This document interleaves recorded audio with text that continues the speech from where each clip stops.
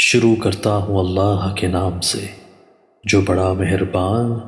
اور نہایت رحم کرنے والا ہے۔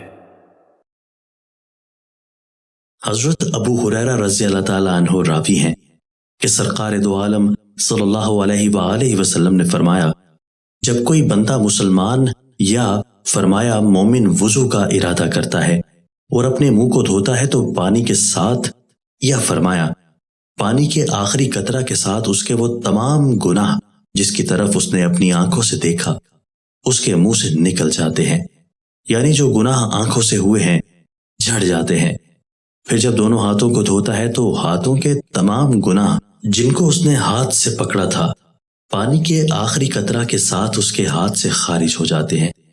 یعنی جو گناہ ہاتھ سے ہوئے جھڑ جاتے ہیں۔